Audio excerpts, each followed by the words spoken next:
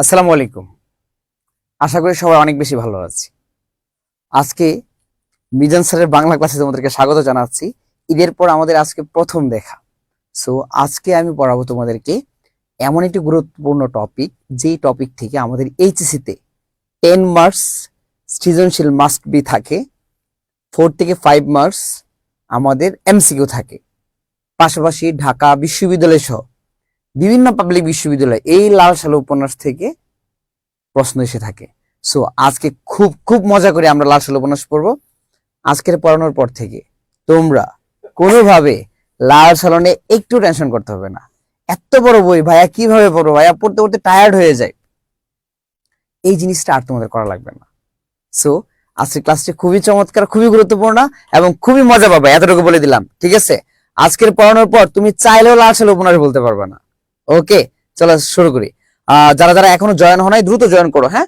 আর হচ্ছে বন্ধু বান্ধব যারা আছে সবাই একটু জানিয়ে দাও, যারা এখনো ঘুমিয়ে আছে তাদেরকে জাগ্রত করো, ফোন দাও, এই ক্লাস মিজান ভাইয়ার ক্লাস, সবাই একটু জানিয়ে দাও দ্রুত। 1 মিনিটের জন্য দাও তো ফোনটা, একটু বের করে দাও এটা।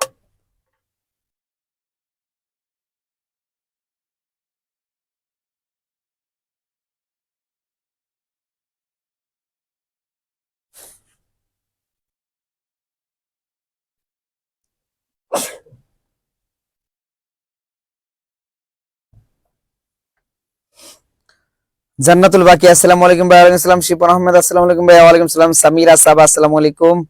ফাতেমা ইসলাম ঋতু আসসালামু আলাইকুম। ওয়ালাইকুম সালাম ভাইয়া। মারবিন আসসালামু আলাইকুম ভাইয়া। ওয়ালাইকুম সালাম। তা পিডিএফ দেখাই তো স্টক খেয়ে গেছি নু। আফিয়া সিদ্দিকা, আমাকে বলো তো পিডিএফটা কেমন লাগছে তোমাদের, একদম অনেস্টলি বলবা।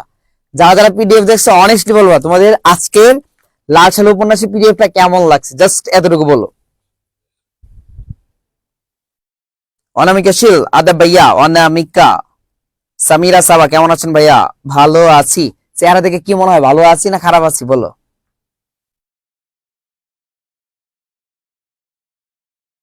এই আজকে পিডিএফ দেখে কেমন লাগছে লাল সালু উপন্যাসের?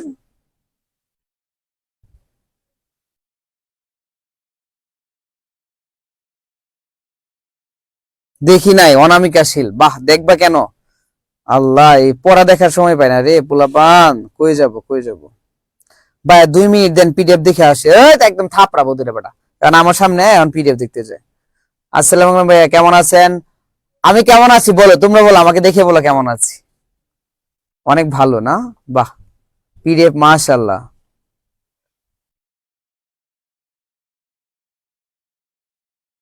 অনেকদিন পর ক্লাসে আসলাম। রাকিবুল ইসলাম, আমিও অনেকদিন পর তোদের ক্লাস নিতে আসলাম। খুব মিস করি তোদের, কিন্তু পাওয়া যায় না তোদেরকে। রমজান মাসে ক্লাসগুলো খুব খুব কষ্ট হয়ে গেছে। সকালবেলা ক্লাস তোরা ছিলি না, মানে কি যে একটা অবস্থা। আজকে আশা করছি সর্বোচ্চ পরিমাণ ক্লাস করবা।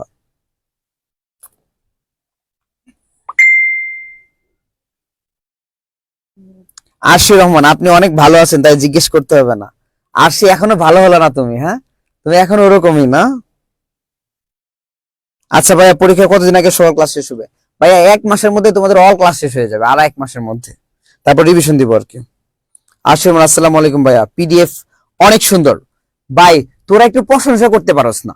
তোদের জন্য আরেকটু ভালো করে করব, বলতে হবে ভাই ফাটাফাটি, ভাই চমৎকার, ভাই সেই, ঠিক আছে, এগুলো না বলবি ভাই আউটস্ট্যান্ডিং, মানে একটু প্রশংসা করবি তাও পারস না, তোদের শিখাই দিতে হয়।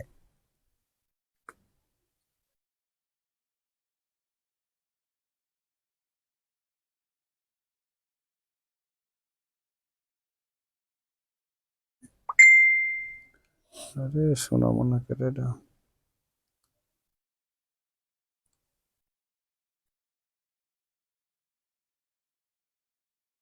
কোন কোর্সে জানি নিচ্ছি, তাদের একটু বের করে দাও। চলে গেছে। পড়ানো স্টার্ট করলে পরে ফোন দিয়ে দিচ্ছি।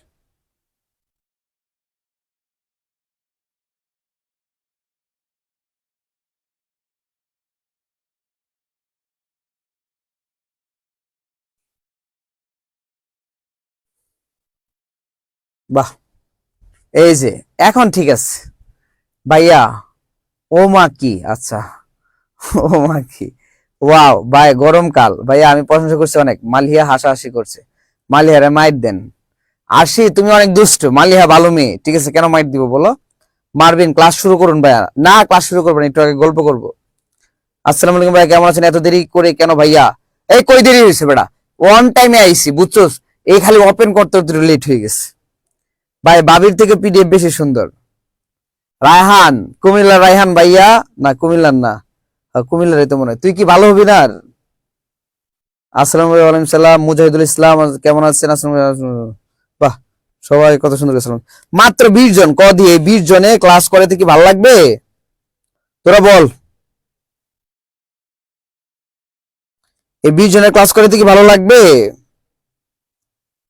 বাকিরা কোথায়?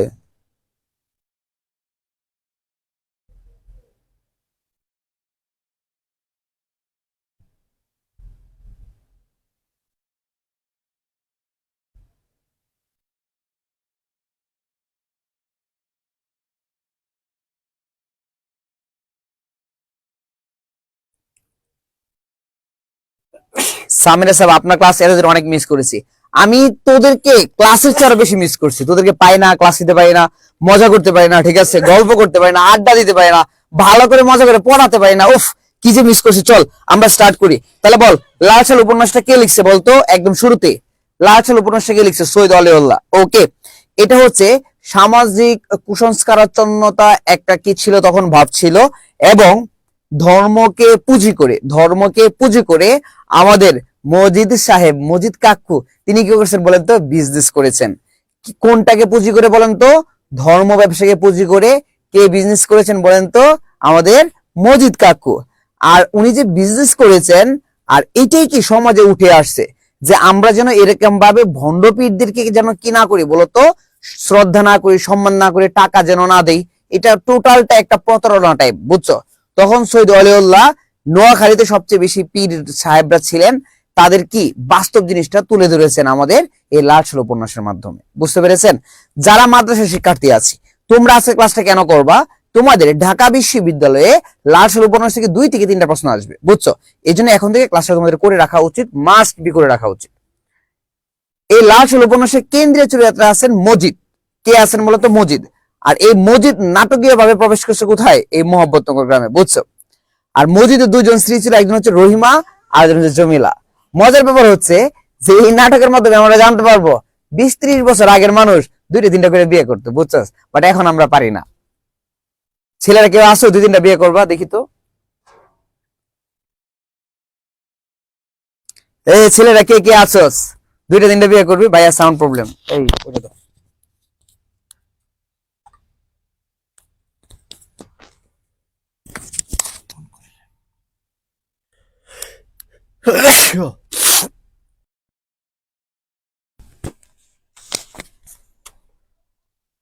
আজকের ক্লাস যে হবে ভাই, 100 ক্লাস, হাসতে হাসতে শেষ হয়ে যাবি, বুঝছস?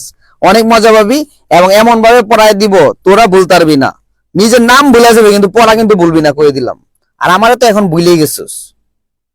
ঈদের দিন একটা ফোনও দিলে না কেউ রে, এমনি কেউ কেউ ওরা ভুলে?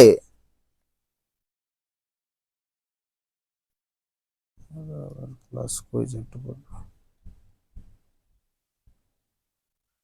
নাসরুল্লাহ হাসান, কেমন আছেন ভাইয়া? আপনাকে অনেক মিস করি নাসরুল্লাহ, তোমাকে অনেক মিস করি নাসরুল্লাহ। এই লালসাল উপন্যাসটা মাদ্রাসা শিক্ষার্থীদের জন্য দরকার, এই জন্য যে ঢাকা বিশ্ববিদ্যালয় এখান থেকে প্রশ্ন আসবে। আমি 4 বিবির সাথে রাখতে চাই। হুসেন আহমেদ শিমুল, 4জন দৈরা তরে এমন মাইট দিবে রে ভাই, একদম শেষ হয়ে যাবে। একজন নে আগে, দেখ কি মাইটটা খাস। বাইরে কি বলা যায়? রায়হান আহমেদ শুভ, আসলাম ভাইয়া কেমন আছেন? আল্লাহ কি রাখবে ভাইয়া, সেইটাই হবে ইনশাআল্লাহ। ভাইয়া আপনার এফবি তে অ্যাড হতে চাই। ওকে ভাইয়া, অ্যাড করে দিব। যাই হোক, তো বিয়ে শাদীর পরে আমরা আসতেছি। চলো, এই টোটাল উপন্যাসে আমাদের অনেক মজা আছে। আমরা হচ্ছে মানে মজাগুলো করব পড়াশোনা মাঝে মাঝে, ঠিক আছে? চলো আমরা এখন পড়ার মধ্যে ঢুকে যাই। হ্যাঁ, দেখো, লালসাল উপন্যাস সম্পর্কিত তথ্যাবলী আমি এখানে প্রথমে বলে রাখি যে তথ্যাবলী যে শব্দটা আছে, বুঝছো? এই তথ্যাবলী শব্দটা আ আ আ ঠিক আছে, এটা এটা এটা এটা এটা এটা এটা এটা, ঠিক আছে, ওকে। এই তথ্যাবলী বানানো কিন্তু রস্বইকার হবে, বা শব্দ শেষে যদি বলি অথবা আবুল থাকে তাহলে আমরা কি দিব? রস্বইকার দিব। হ্যাঁ, লালসাল সৈয়দ উলিউল্লাহ রচিত একটি উপন্যাস। তাহলে কে লিখেছেন বলতো? সৈয়দ অলিউল্লাহ। লালসাল উপন্যাসটি কে লিখেছেন? সৈয়দ অলিউল্লাহ। আমার সাথে বলো, সৈয়দ অলিউল্লাহ। আবার বলো, সৈয়দ অলিউল্লাহ। লালসাল উপন্যাসটি কে লিখেছেন? সৈয়দ অলিউল্লাহ। এটি প্রথম প্রকাশিত হয় 1948 সালে। এই প্রশ্নটা কতবার যে পরীক্ষায় এসেছে বলা বাহুল্য। তাহলে লাল সাল উপন্যাসটি প্রথম প্রকাশিত হয় কত সালে বলতো? কত সালে? 1948 সালে। কত সালে বলতো? 1948 সালে। লাল সাল উপন্যাস বাংলা সাহিত্যের একটি ধ্রুপদী সৃষ্টি। বাংলা সাহিত্যের ধ্রুপদী সৃষ্টি উপন্যাস কোনটি বলতো? লাল সাল উপন্যাস। কোনটি বলতো? লাল সাল উপন্যাস। লাল সাল উপন্যাসের মূল বাণী, মর্মবাণী, উপজীব্য কোনটা আসবে পরীক্ষায় ওইটাই তোমার পারতে হবে। যেভাবেই আসুক আমার কাজ কি পারতে হবে। আবার বলছি, যেভাবেই আসুক আমার কাজ হচ্ছে পারতে হবে। 24 ব্যাচে যারা আছে তোমাদের পরীক্ষার বেশি দিন নয়, তোমরা সবচেয়ে খারাপ যদি রেজাল্ট করো বাংলায় করবা। কেন বলতো? কারণ বাংলা এমন একটা সাবজেক্ট তুমি পড়ার চেয়ে তোমার বুঝার জিনিসটা কি বেশি দরকার। বুঝতে পারছো? কারণ এখানে অনুধাবন কি আছে, এমসিকিউ আছে, এখানে উদ্দীপক আছে, উদ্দীপক থেকে দুইটা প্রশ্ন আসবে, এগুলো তোমার বুঝে শুনে দিতে হবে। আর যদি আবেগ করে দাও তাহলে একদম কি ধরা। সো আমার কি করতে হবে? টার্গেট হচ্ছে বাংলা এ প্লাস। টার্গেট কি বলতো? বাংলায় এ প্লাস। আর এ প্লাস নিশ্চয় আমার কি করতে হবে? প্রত্যেকটা টপিক আমার ধরে ধরে পড়তে হবে। বুঝছো? ধর্মকে ব্যবহার করে সাধারণ মানুষকে ধোঁকা দেয়া। লাল সাল উপন্যাসের মূল বাণী, মর্মবাণী, উপজীব্য বিষয় কি বলতো? ধর্মকে ব্যবহার করে সাধারণ মানুষকে ধোঁকা দেয়া। ঠিক আছে, তাহলে কোনটাকে ব্যবহার করে? ধর্মকে ব্যবহার করে। ধর্মকে ব্যবহার করে সাধারণ মানুষকে ধোঁকা দেয়া। ছোট একটা গল্প বলি তাহলে মজা পাবি। তোমার গুলিস্তান, গুলিস্তান মাজারের নামটা জানি কি? গোলাপ শাহ মাজার। তোমরা এই গোলাপ শাহ মাজারের গল্প জানো? আমার ঢাকা বিশ্ববিদ্যালয়ে এক টিচার বলেছিলেন, তখন উনি মানে জিনিসটা সচক্ষে দেখছেন। তো এক লোক আমাদের ময়মনসিংহ এর পাশে যে জামালপুর আছে, ওই জামালপুর থেকে একজন মুরব্বী টাইপের, মানে এত মুরব্বী হয় না, মুরব্বী টাইপের লোক, সে গুলিস্তানে এসে ভিক্ষা করতো। বুঝছো? তো ভিক্ষা করতে করতে সবার সাথে তার পরিচিতি। এখন দেখা যায় তার নাম ছিল গোলাপ। বুঝছো? গোলাপ মিয়া। ওকে, আচ্ছা। তো এই গোলাপ কি করছে? সবার কাছে ভিক্ষা করতো। ওখানকার বাস ট্রাক যারা আছে সবাই মোটামুটি তাকে চেনা পরিচিত। সে মাসে 15-16 দিন কি করতো? ভিক্ষা কইরা এলাকায় যেতে গিয়ে বলতো, আমি তো ঢাকা শহরে সেই বড় চাকরি করি, জানোস, আমার সেই টাকা পয়সা। এখান থেকে ভিক্ষা করে যে টাকা নিয়ে যেত এলাকায় গিয়ে সেই লেভেলে খরচ টরচ করতো। মানুষ ভাবতো না জানি কি বড় চাকরি করে, কিন্তু সে আসলে কি করে? ভিক্ষা করে। তো এরকম ভাবে সে প্রত্যেক মাসে আসতো, আবার 10-15 দিন ভিক্ষা করে আবার গ্রামে চলে যেত। এইভাবে চলতেছে, এইভাবে চলতেছে। ওই এলাকার সকল মানুষ তাকে চিনে ফেলছে। ঠিক আছে, গোলাপ ভিক্ষুক। কি বলতো? গোলাপ ভিক্ষুক। আচ্ছা। তো হঠাৎ করে সে প্রায় এখানে 10-15-20 বছর কি করছে? ভিক্ষা করছে। তো বৃদ্ধ হয়েছে, বৃদ্ধ হয়ে একদিন ভিক্ষা করতে করতে ওখানে মারা গেছে। বুঝছো? তো মারা যাওয়ার পর এখন সবার পরিচিত মানুষ, এখন তার একটা তো স্মৃতি কিছু রাখা লাগে, তখন তার নামে একটা স্মৃতি কিছু একটা কইরা নাম রাখছে গোলাপ শাহ। বুঝছো? আস্তে আস্তে এই তার নামে হয়ে গেছে গোলাপ শাহ মাজার। উনি কিন্তু কোনো লাশ টাশ কিচ্ছু নাই, ওই যে কবরের টাইপের আছে, জাস্ট খালি আছে, কিন্তু উনি কিচ্ছু নাই, কারণ ওনার কবর তো চলে গেছে কোথায়? ওনার এলাকাতে। বুঝছো? এই আস্তে আস্তে পরিচিত হয়ে গেছে কি? গোলাপ শাহ মাজার। বুঝতে পারছো? তো এই ক্ষেত্রে তোমাদের এলাকাতে কিন্তু প্রচুর পরিমাণে মাজার আছে এবং অনেক ফাঁসুকি মাজার আছে, যেটার মধ্যে আসলে কোনো সত্যতা নাই। বুঝতে পারছো ব্যাপারটা? তো এইটাই নিয়েই কি ধর্মকে নিয়ে ব্যবসা করার মূল ভাবটাই কি হচ্ছে বলতো? আমাদের লাল সাল উপন্যাস। কার এলাকায় কোন মাজার আছে বলতো দেখি? সিরাজউদ্দৌলা নাটকটা ক্লাস হবে কি? কেন ক্লাস হবে না? ক্লাস অবশ্যই হবে, একটু অপেক্ষা করতে হবে। কি জানি, আসসালামু আলাইকুম ভাই। ওয়ালাইকুম। যেটাই হোক, মজিদ কাচার থেকেও ভালো আছে লোকটা, চাচার থেকেও। জামাইয়ের নাম গোলাপ আর বউয়ের নাম রোজ। গোলাপ শাহ টাকা কামানোর জন্য মাজার। এই ছেলেরা যারা আছো, তোমরা যদি বর্তমান সময়ে সবচেয়ে বেশি টাকা ইনকাম করতে পারো তাহলে ভালো একটা ব্যবসা আছে, করবে নাকি? মাজার ব্যবসা। এর উপর কোনো ব্যবসা নাই ভাই। একটু দাড়ি টাড়ি লাগাই রইবি আর একটা পাঞ্জাবি পরবি বড়, দেখবি ব্যবসা কারে কয়। ছেলেরা, মেয়েরা, আন্টিরা সব আসবে তোর কাছে, তুই খালি পানি পড়া দিবি আর বেদ দে বাড়ি দিবি, দেখবি তুই বস, উস্তাদ হয়ে গেলে। দেখো, লাল সাল একটি সামাজিক সমস্যামূলক উপন্যাস। তাহলে লাল সাল কি ধরনের উপন্যাস বলতো? সামাজিক সমস্যামূলক উপন্যাস। লাল সাল উপন্যাসের উর্দু অনুবাদ কি বলতো? লাল সাল করেন করিমুল্লাহ। তাহলে উর্দু অনুবাদ লাল সাল কে করেন বলেন তো? করিমুল্লাহ। কে করেন? করিমুল্লাহ। লাল সাল উর্দু অনুবাদ প্রকাশিত হয় করাচি থেকে। কোথেকে প্রকাশিত হয়? করাচি থেকে, 1907 খ্রিস্টাব্দে। লাল সালের ফরাসি অনুবাদের নাম কি? লেব্রিসেন্স রেসিন্স। কি বলতো? লেব্রিসেন্স রেসিন্স, 1961 সাল। অনুবাদক কে? ওলিউল্লাহর পত্নী এন মেরি। অলিউল্লাহর স্ত্রী ছিল খ্রিস্টান। ঠিক আছে, অলিউল্লাহর স্ত্রী কি ছিল বলতো? খ্রিস্টান। তো অলিউল্লাহ ছিল মুসলিম, কিন্তু বিয়ে করছে কি বলতো? খ্রিস্টান নারীকে। তার বউয়ের নাম কি ছিল? পত্নী এন মেরি। কি ছিল? Anne Marie. নামটা অনেক কিউট, মানে সুন্দর ছিল মনে হয়, তাই না ধ্রুব? ওর বউ কি সুন্দর ছিল? অলি হলো হ্যান্ডসাম ছিল, তার মানে বউ তো সুন্দর হবে। হ্যান্ডসাম ছেলেদের বউ নাকি একটু কালো হয় শুনলাম, তোরা কি জানোস? লাল সালু ইংরেজি অনুবাদের নাম tree without roots, tree without roots, ঠিক আছে? তাহলে লাল সালুর ইংরেজি অনুবাদের নাম কি বলতো? Tree without roots. এই প্রশ্নটা কতবার যে আসছে পরীক্ষায়, তোরা এইবার যে সামনে পরীক্ষা দিবি না কলেজে, ওই পরীক্ষায় 100% এই প্রশ্নটা পাবি, ঠিক আছে? তাহলে বল, লাল সালু ইংরেজি অনুবাদের নাম কি? Tree without roots. বলতো কি? Tree without roots. 1967 সাল। অনুবাদক কে বলতো?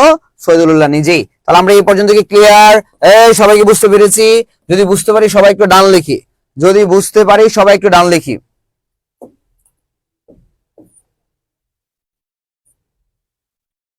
ও মা গো, কি এসেছে! উফ, সেই সেই ভালো লাগতেছে। দেখ, চরিত্র গুণাবলী, তার চরিত্র কি ছিল এখানে চলে আসছে। আমরা যদি এই জিনিসটা জাস্ট মাথায় রাখি ভালো করে, বুঝছো, তাহলে সৃজনশীল লিখতে আমাদের কোনো ঝামেলা নাই। নামের আগে তুই গেলে এই শব্দটা ব্যবহার করবি, নামের আগে শব্দটা ব্যবহার করবি, ঠিক আছে? তাহলে দেখবি তোর লেখার মান একদম সেই চমৎকার হয়ে যাবে, বুঝছস? আচ্ছা, তাহলে লাল সালু কে লিখছে? চরিত্রগুলো কি কি? এক নম্বর আছে মজিদ, মজিদ কাক্কু, ঠিক আছে? তাহলে মজিদ কাক্কুর কি কি আছে দেখো, স্বার্থপর ও ভণ্ড। তাহলে মজিদ কাকু কি ছিল বলতো? স্বার্থপর ও ভণ্ড। কার মতো স্বার্থপর বলতো? তোমাদের মতো। ঈদ গেলে একটা মানে সালামও দিলি না, একবার জানাইলো না ঈদ মোবারক, মানে এত স্বার্থপর মানুষ কেমনে হয়? প্রিয় মানুষ আছে এটা তো আমরা জানি, তাই না? জানি তো, বাট তাদের পাশাপাশি একটু ভাইদেরকে দেখতে হয় না, বলো তো দেখি? চি চি চি চি, তোদেরকে ভাই বোন বাবা আসলে একদম মানে যায়ই না, এটা হয়ই না। একটু ঈদ মোবারক জানাই না, ছি। আমরা সালামি নিয়ে কত বসে রইলাম যে কবে তোরা একটু নখ দিবি, একটু সালামি চাইবি, সালামি দিয়ে দিব, টাকা বিকাশে পাঠাই দিব, না, হইলই না। আধিপত্যবাদী, এবং সে ছিল কি বলতো? আধিপত্যবাদী। সে ছিল ঈর্ষাপরায়ণ। কি ছিল? ঈর্ষাপরায়ণ। সে ছিল মিথ্যাবাদী। কি ছিল? মিথ্যাবাদী। সে ছিল ধর্মান্ধ। কি ছিল বলতো? ধর্মান্ধ। তাহলে মজিদ কি ছিল আমার সাথে বলো? স্বার্থপর ও ভণ্ড, স্বার্থপর ও ভণ্ড, আধিপত্যবাদী, আধিপত্যবাদী, ঈর্ষাপরায়ণ, ঈর্ষাপরায়ণ, মিথ্যাবাদী, মিথ্যাবাদী, ধর্মান্ধ, ধর্মান্ধ। তারপরে দেখো, মজিদকে সবচেয়ে বেশি আশ্রয় দিয়েছেন কি? খালেদ ব্যাপারী। খালেদ ব্যাপারী কি ছিল? কুসংস্কারাচ্ছন্ন মনোভাব ছিল। কি ছিল বলতো? কুসংস্কারাচ্ছন্ন, অন্ধবিশ্বাসী, ব্যক্তিত্বহীন। কুসংস্কারাচ্ছন্ন, অন্ধবিশ্বাসী, ব্যক্তিত্বহীন, ধর্মীয় গোড়ামি, সিদ্ধান্তহীন। তাহলে খালেদ ব্যাপারী ছিল সিদ্ধান্তহীন, সবসময় রায় কোনটা দিব, মানে পজিটিভ নাকি নেগেটিভ, খালি এগুলো চিন্তা করতো। ব্যাপারটা হচ্ছে তোমার তখন মজিদ কি করছে? খালেক বাবুরের বিচারগুলো রায় দিয়ে দিত, বুঝছো? সে সিদ্ধান্তহীনতা যখন ভুগতো। রহিমা, এই ছিল একটা মেয়ে যার মানে কাজকর্ম দেখিয়ে মনে হয় উনি হচ্ছে মোহাম্মদনগর গ্রামের মানুষ, বুঝছো? এবং উনি যেমন ছিল, ওনার আগের মানুষরা তেমন ছিল, ওনার পরের মানুষরা তেমন ছিল। রহিমাই যেন গ্রামের অন্যতম সংস্করণ। এটা একটা অনুধাবন প্রশ্ন আসে পরীক্ষায়, বুঝছো? এই রহিমাকে দেখলে মনে হয় এটা মোহাম্মদনগর গ্রাম, বুঝছো? কারণ ওনার চরিত্র, ওনার আচার ব্যবহার, ওনার কাজ সব কি মানে যেমন ছিল সবারই তেমন ছিল। উনি খাইতো বেশি, সবাই খাইতো বেশি। উনার চেহারা ছিল একদম সেই, বুঝছস? কার মতো বলবো? কার মতো বলা যায়? পরিমণি না, পরিমণি তো চিকন একটু, না একটু স্বাস্থ্য রাস্তা লম্বা। হ্যাঁ, মৌসুমি না, মৌসুমি খাটো। আচ্ছা, পরিমণি ধরি আমরা, হ্যাঁ পরিমণির মতো, বুঝছস? একদম দেখতে দেখতে সেই লম্বা চৌড়া ফর্সা, ঠিক আছে? তো এরকম ছিল, এবং প্রচুর খাইতো। সে যখন হাঁটতো মাটিতে কি আওয়াজ করতো, বুঝছো? এই মজিদ ওই জমি থেকে শুনতো তার পায়ের আওয়াজ। মানে কত ইয়া ছিল আর কি, স্বাস্থ্য ছিল, হেলদি, হেলদি, নট মোটা, বুঝছো? কি বলবো? হেলদি। আচ্ছা, সে ছিল প্রতিপ্রাণা, সে ছিল ধর্মভীরু, সে ছিল সন্তান বৎসলা। তার সন্তান ছিল না। রহিমার কি ছিল না বলতো? সন্তান ছিল না। সহজ সরলা ছিল। কি ছিল? সহজ সরলা, প্রতিবাদহীনা। কখনোই সে প্রতিবাদ করে নাই, বুঝছো? এই জামাই এত আকাম, না সরি আকাম বলা যায় না এটাকে, ঠিক আছে? জামাই রহিমারে রাইখাও কতজনের পছন্দ করছে, এগুলো নিয়ে তার ভাবনাই ছিল না, একদমই ভাবনা ছিল না। যে জামাই হাসুনের মাকে পছন্দ করে, পছন্দ করে তাকে বেগুনি রঙের শাড়ি দিচ্ছে, দেখ না আমার কি, মানে রহিমার সব সময় ছিল কি বলতো? প্রতিবাদী না। সে স্বামীকে অত্যন্ত বিশ্বাস করতো, বুঝছো? মনে প্রাণে বিশ্বাস করতো। তোমরা স্বামীকে মনে প্রাণে বিশ্বাস করবা, বুঝছো? এটা আমার রিকোয়েস্ট, ওকে? তাহলে জীবনে অনেক সুখী হতে পারবা। আচ্ছা, তারপর দেখো জমিলা, কে বলতো? জমিলা প্রতিবাদিনী, চঞ্চলমতি, আর একটা মেয়ে, ওয়েস্টার্ন মানে ওয়েস্টার্ন কালচার সে ফলো করে, বুঝছো? জমিলা কেমন ছিল সে বলতো? সে ছিল প্রতিবাদিনী, অল টাইম প্রতিবাদ, এটা করব না, ওইটা হবে না, ওইটা চলবে না, ইত্যাদি। চঞ্চলমতি, টোটালি চঞ্চল একটা মেয়ে ছিল, খালি হাসাহাসি করতো, এটা করতো, এটা করতো। সদা হাস্যময়ী, কি ছিল বলতো? সদা হাস্যময়ী। দুরন্ত কিশোরী, কি ছিল বলতো? দুরন্ত কিশোরী। স্বাধীন চেতা, কি ছিল বলতো? স্বাধীন চেতা। তোমাদের মতো একদম স্বাধীন চেতা, যে কাউরে পাত্তাই দিই না, ঠিক আছে, আমি আমার মতো, ঠিক আছে, আমি অন্য কারোর মতো হব না। ক্লিয়ার? তাহলে এই পর্যন্ত আমরা বুঝতে পেরেছি। তাহলে মজিদ, খালেদ বাবরি, রহিমা, জমিলা, হ্যাঁ, এই চরিত্রের গুণগুলো মাথায় রাখবা। সৃজনশীল লেখার ক্ষেত্রে আমরা এগুলো কি বারবার ব্যবহার করতে পারবো, অথবা অনুধাবন কোশ্চেনের ক্ষেত্রে আমরা এটা পারবো, অনুধাবন এমসিকিউ এর ক্ষেত্রে। দেখো, উফ, উপন্যাসের কেন্দ্রীয় চরিত্র কে বলতো? নায়ক মজিদ। কে বলতো? মজিদ। উপন্যাসের কেন্দ্রীয় চরিত্র নায়ক। সকল ঘটনার নিয়ন্ত্রক, কুসংস্কার, সততা ও অন্ধবিশ্বাসের প্রতীক। তাহলে কুসংস্কার, সততা ও অন্ধবিশ্বাসের প্রতীক কে বলতো? মজিদ। মহব্বতনগর গ্রামে নাটকীয় ভাবে প্রবেশ করে। মহব্বতনগর গ্রামে কিভাবে সে প্রবেশ করে? নাটকীয় ভাবে। এই প্রশ্নটা কতবার যে পরীক্ষায় এসেছে, ঠিক আছে। তাহলে বলতো মহব্বতনগর গ্রামে মজিদ কিভাবে প্রবেশ করে বলতো? নাটকীয় ভাবে। এবং সেখানে নিজের ক্ষমতা বিস্তার করতে শুরু করে। ক্রন্দনরতা মেয়ে তার ভালো লাগে, যে মেয়েরা কান্নাকাটি করে তার সেটা ভালো লাগে। ওকে, হচ্ছে মজিদের চরিত্র, বুঝতে পারছো? তারপর দেখো রহিমা, নায়ক মজিদের প্রথম স্ত্রী। নায়ক মজিদের কি বলতো? প্রথম স্ত্রী ছিল রহিমা। শক্তিমত্তা তার বাইরের রূপ। শক্তিমত্তা তার প্রচুর শক্তি ছিল। সে একা কি করতো জানো? বিশাল বড় বড় পাতিল আছে না, ধান সিদ্ধ করে, তোমাদের গ্রামে তো আছে, এই ধান সিদ্ধ পাতিলগুলো মিনিমাম 4 জন লাগে অথবা 2 জন লাগে। আর রহিমা একাই কি করতো? তুলে ফেলতো, একদম একা, বুঝছো? এবং একা নিজে 4-5টা গরু লালন পালন করতো, গরু টাইনা নিয়ে আসতো, দুধ দহন করতো, সব একা রহিমা, বুঝতে পারছো? কিন্তু প্রকৃতপক্ষে ঠান্ডা ও ভীত প্রকৃতির মেয়ে ছিল কে বলতো? রহিমা। খুবই ঠান্ডা ছিল। স্বল্প বয়সী ও মজিদের একান্ত অনুগত, গ্রামের লোকেরা তারই অন্যতম সংস্করণ। এই প্রশ্নটা অনুধাবনে বারবার আসছে, বারবার, ঠিক আছে। তাহলে দ্বারা কি বোঝানো হয়েছে বলতো? গ্রামের লোকেরা অন্যতম সংস্করণ দ্বারা কি বোঝানো হয়েছে? রহিমা যেমন, গ্রামের লোকেরা ঠিক তেমন, ঠিক তেমন।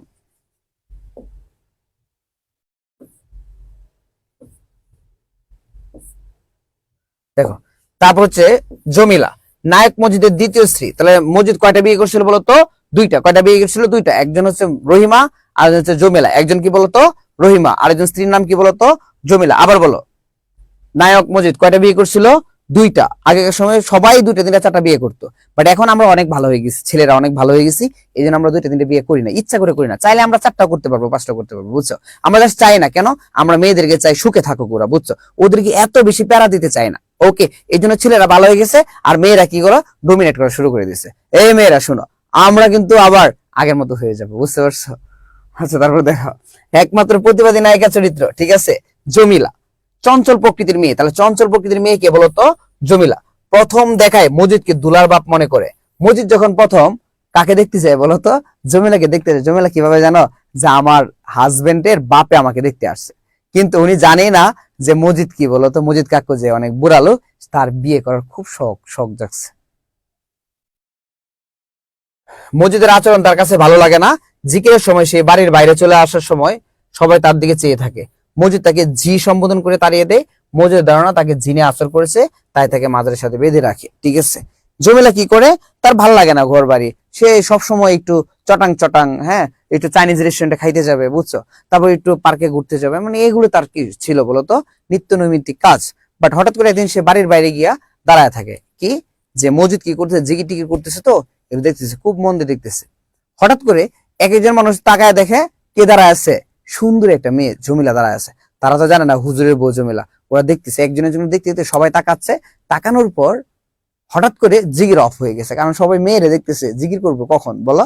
তখন মজিদ ভাবতেছে জিগির কেন বন্ধ হলো। ও তাকায় দেখে ওখানে একটা মেয়ে দাঁড়ায় আছে।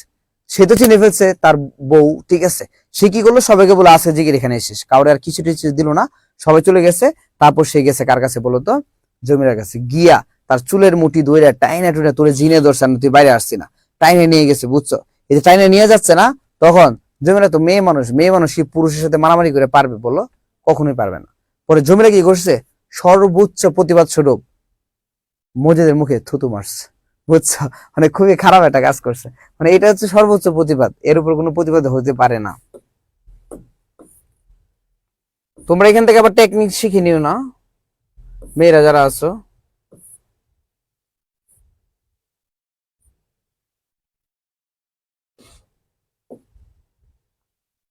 দেখো তাহলে, খালেক ব্যাপারী কে ছিল?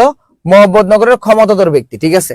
উনি ছিল এখন বর্তমানে যেমন গ্রামের চেয়ারম্যান থাকে না, এরকম একজন দায়িত্বশীল, দায়িত্ববান এবং কি বলতো প্রতিনিধিত্বশীল একজন চরিত্র ছিল কি বলতো খালেক ব্যাপারী। সে প্রতিনিধিত্ব করতো পুরো এলাকা, তার কাঁধে গ্রামের সব দায়িত্ব ছিল। মজুদের অন্যতম সহায়ক, মজুদকে আশ্রয় দিয়েছিল কে বলতো খালেক ব্যাপারী। একদম শুধু থাকার আশ্রয় না, রাজনৈতিক আশ্রয়, তারপর কি বলতো সামাজিক আশ্রয়, সব ধরনের আশ্রয় কি দিয়েছিল বলতো খালেক ব্যাপারী। রহিমার সাথে বিয়েটা করাই দিয়েছিল কে বলতো খালেক ব্যাপারী। আমেনা খালেক ব্যাপারীর প্রথম স্ত্রী, তাহলে খালেক ব্যাপারীর প্রথম স্ত্রী কে বলতো আমেনা। রহিমার মতো সেও নিঃসন্তান, রহিমার মতো কে নিঃসন্তান বলতো আমেনা। তাই আওয়ালপুর পীরের পানি পড়া খেতে চায়, আওয়ালপুর পীরের পানি পড়া কে খেতে চায় বলতো আমেনা। আওয়ালপুর পীরের পানি পড়া কে খেতে চায় আমেনা। আমেনার বাচ্চা হয় না, তখন ভাবলো মসজিদের পানি পড়া খাইছি, ভালো লাগতেছে না, ভালো হয় নাই, এখন আমি একটু চাই আওয়ালপুর পীরের পানি পড়া খেতে, তাহলে মনে হয় বাচ্চা হবে। এবং মেয়েদেরকে বুঝছে, একটু বুঝালেই সব বুঝে ওরা। তুমি এখন বুঝেছো একটা জিনিস, এখন বুঝবে, আবার একটু পরে একটা জিনিস বুঝেছো, ওইটাও বুঝবে, বুঝছো। এবং গ্রাম এলাকায় যেটা হয় যে বাচ্চা হয় না, এই ডাক্তারের কাছে গেছে হয় না, ওই ডাক্তারের কাছে বাচ্চা হবে, ওই ডাক্তারের কাছে যায়। ওই ডাক্তারের কাছে যাওয়ার পর শুনে ওই কবিরাজের কাছে গেলে বাচ্চা হবে, ওই কবিরাজের কাছে যায়। ওই কবিরাজের কাছে বাচ্চা হয় না, আরেক কবিরাজের কাছে যাবে। মানে একদম যার কাছে যেটা শুনে ওইটাই করতে হবে, বুঝছো। কিন্তু মজিদ তা জানতে পারে এবং নিজের স্বার্থ চরিতার্থ করতে খালেক ব্যাপারীর স্ত্রীকে তালাক দিতে বাধ্য করে। এই যে খালেক ব্যাপারী তার 30 বছরের গণ সংসার কার সাথে বলতো এই ইয়ার সাথে, আমেনার সাথে। বাট মজিদ যখন দেখলো যে তারে রাইখা সে আওয়ালপুর পীরের কাছে পানি পড়ানতে গেছে, এই একদম আমেনার একদম কি শেষ করে দিবে, তখন কেমনি কি করবে, খালেক ব্যাপারী বিভিন্ন ভাবে 7-5 দিয়ে বুঝা আমেনা বেগমরে তালাক দিয়ে দিল। তানু বিবি খালেক ব্যাপারীর দ্বিতীয় স্ত্রী, তাহলে খালেক ব্যাপারীর দ্বিতীয় স্ত্রী কে বলতো তানু বিবি। খালেক ব্যাপারীর দ্বিতীয় স্ত্রী কি তানু বিবি। প্রতি বছর আস্তে আস্তে সন্তান জন্ম দেয় বলে আমিনা বিবি সহ্য হয় না। এই তানু বিবি প্রত্যেকটা বছর বাচ্চা টে করে, বুঝছো। আর এই সতীন একটা ব্যাপার যে আরেকজনের বাচ্চা হচ্ছে প্রত্যেক বছর, তার বাচ্চা হয় না, কেমন লাগবে বলো দেখি, খুব কষ্ট হবে না? তো এই ক্ষেত্রে আমিনা বেগম এটা সহ্য করতে পারে না যে ওর প্রত্যেক বছর বছর বাচ্চা টে করে আর আমার কোনো বাচ্চাই নাই, মানে ব্যাপারটা কেমন দেখায়। ধলা মিয়া, এই দলা ছিল একটা বোকা বাবু আর কি, ঠিক আছে, বোকা বাবু। ওকে, সে এত বেশি বোকা ছিল, লম্বা মানুষ হলে যা হয় আর কি, হাঁটুর নিচে বুদ্ধি থাকে অলওয়েজ, বুঝছো। তো এই দলামে ছিল এরকম। খালেক ব্যাপারীর শালা ছিল তানু বিবির বড় ভাই, তানু বিবির কি বলতো বড় ভাই। খালেক ব্যাপারী তাকে আওয়ালপুর পীরের কাছে পানি পড়ানোর জন্য পাঠায়। তার কার কাছে পানি পড়ানোর জন্য বলে আওয়ালপুর পীরের কাছে। কিন্তু সে মসজিদের কাছে সব বলে দেয়, বুড়োর মতন সেও ডেঙ্গা লম্বা মানুষ, সে অনেক লম্বা, বুঝছো। এই জন্য তার বুদ্ধি কোথায়, হাঁটুর নিচে। বুদ্ধি কোথায় বলতো হাঁটুর নিচে।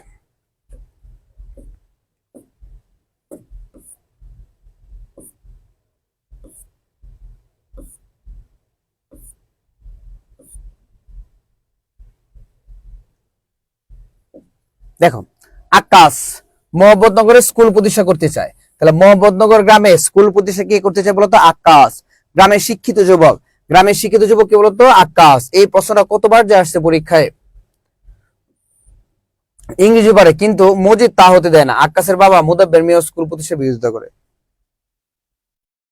আকাশের যে বাবা ছিল মুদাব্বের, উনি কি করে বলতো স্কুল প্রতিষ্ঠার বিরোধিতা করে। মুদাব্বের মেয়ে, আকাশের বাবা রাগ উঠলে তুতলায়, তাহলে রাগ উঠলে তুতলায় কে বলতো মুদাব্বের মেয়ে। কে বলতো মুদাব্বের মেয়ে। মুদাসসির পীর মোহাম্মদনগরের মাজার জাল, তাহলে মসজিদ যে মাজারটার ব্যবসা করতেছে ওই মাজারে যে পীর, ওই পীরের নাম কি দিছে বলতো মুদাসসির। কেন এই নাম দিছে জানো? কারণ মুদাসসির অর্থ হচ্ছে নাম না জানা, মানে নাম আমিও জানি না তুমিও জানো না, কার যে তুমি পূজা করতেছো এটা কেউই জানি না, বুঝছো। এই জন্য নাম দিচ্ছে কি বলতো মুদাসসির। তাহলে মুদাসসির অর্থ কি বলতো নাম না জানা। যাকে ঘিরেই মসজিদের যত ভণ্ডামি, অভিনয় ও আধিপত্য বিস্তার, ঠিক আছে। কাকে ঘিরে বলতো এত কিছু? মুদাসসির পীরকে ঘিরে। কাকে ঘিরে? মুদাসসির পীরকে ঘিরে। পীর সাহেব আওয়ালপুরের পীর, এক সময় তার চোখে আগুন ছিল। কার চোখে আগুন ছিল বলতো? পীর সাহেব আওয়ালপুর পীরের, বুঝছো। সে গাছে উঠে বসে থাকে, তার মুরিদদের ধারণা পীর সূর্যকে নিয়ন্ত্রণ করতে পারে। তাহলে কে সূর্যকে নিয়ন্ত্রণ করতে পারে বলতো? পীর। কোন পীর বলতো? আওয়ালপুরের পীর। কোন পীর বলতো? আওয়ালপুরের পীর। দুদু মিয়া 7 ছেলের বাপ, 7 ছেলের বাপের নাম কি বলতো? দুদু মিয়া। 7 ছেলের বাপের নাম কি? দুদু মিয়া। মজিদ তাকে কালেমা জানার কথা জিজ্ঞেস করলে সে ঘাড় ঘুরে আধা পাকা মাথা চুলকায়, ঠিক আছে। তাহলে মজিদ তাকে কিসের কথা বলে তো? কালেমা কথা। এই দুদু মিয়া নিয়ে একটা মজার গল্প আছে, তারা বলতেছে, এখনই বলবো। মুখে তার লজ্জার হাসি, চোখ পিট পিট করে, মাথায় যেন ছিট। মাথায় যেন কার ছিট বলতো? দুদু মিয়ার। মসজিদ তাকে ব্যাপারীর মক্তবে কালেমা শিকার আদেশ দেয়, কারণে অকারণে খেতে না পায় কথা বলা তার অভ্যাস, ঠিক আছে। এই দুদু মিয়া হচ্ছে 7 ছেলের বাবা। তার কয়টা ছেলে বলতো?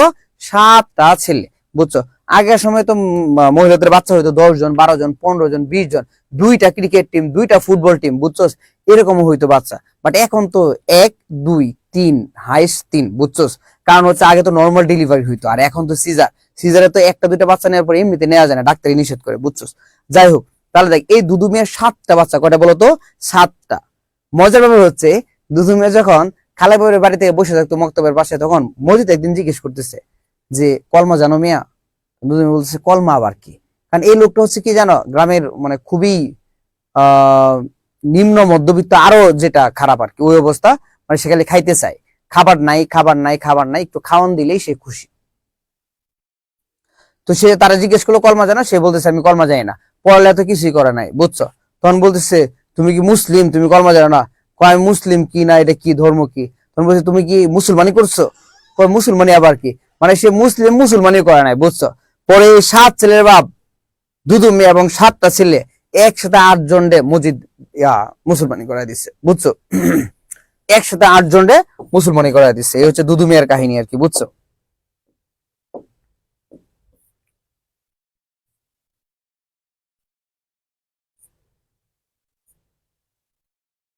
দেখো তাহলে, দুদু মিয়ার ছেলে বাপের অবস্থা থেকে খিলখিল করে আসে, বাপের মাথা নত করার ভঙ্গিটা তার কাছে গাদার ভঙ্গির মতো মনে হয়।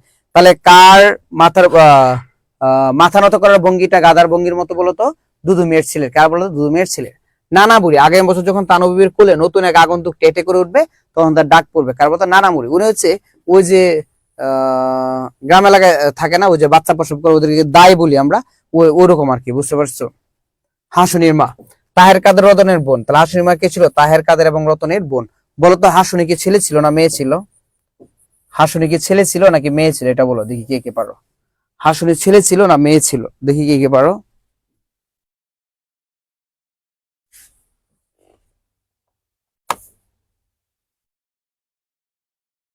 হাসুনি কি ছেলে ছিল না মেয়ে ছিল? দেখি, এই তাড়াতাড়ি বল। দুদু মানে চাচা, ছেলে, মেয়ে ছিল তো। আরশি রহমান মেয়ে ছিল, এমনকি ট্রান্সজেন্ডার হয়ে কি ছেলে হয়ে গেছে নাকি? আরশি মেয়ে, ওহনা মেয়ে ছিল। আচ্ছা, মেহজাবিন মনি ছেলে।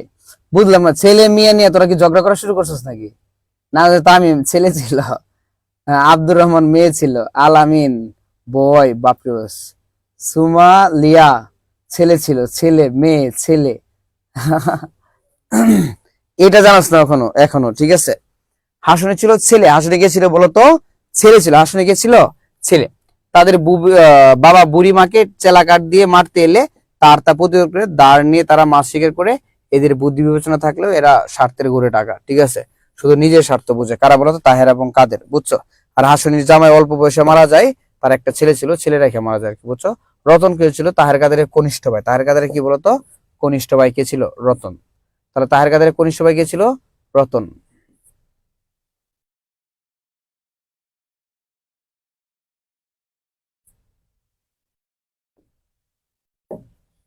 বুড়ো তাহের কাদের রতন হাসিনীর মা তার সন্তান, ঠিক আছে? তাহলে ওই যে বুড়ো লোকটা আর কি, হ্যাঁ বুড়ো ডেঙ্গা লোক, উনি দেখতে অনেক লম্বা ছিল। কি ছিল বলতো?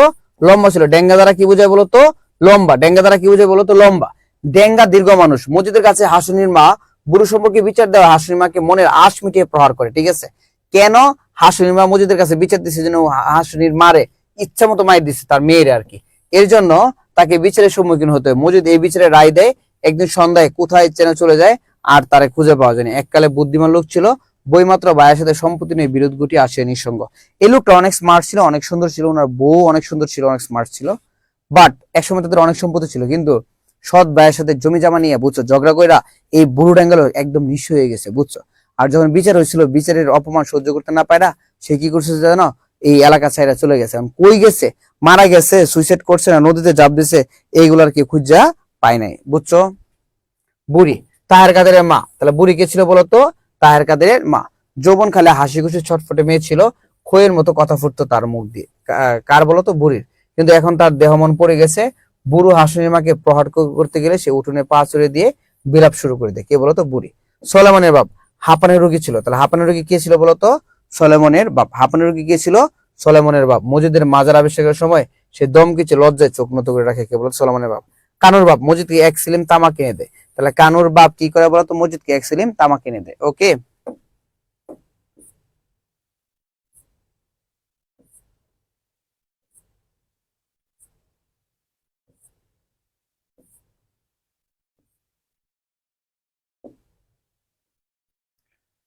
দেখো মতলব খা ইউনিয়ন বোর্ডের প্রেসিডেন্ট কে ছিল মতলব খা, এই কোশ্চেনটা বারবার পরীক্ষায় আসে, ঠিক আছে? তাহলে বলতো ইউনিয়ন বোর্ডের প্রেসিডেন্ট কে ছিল মতলব খা, পীর সাহেবের পুরনো মুরিদ। তাহলে পীর সাহেবের পুরনো মুরিদ কে ছিল বলতো? মতলব খা।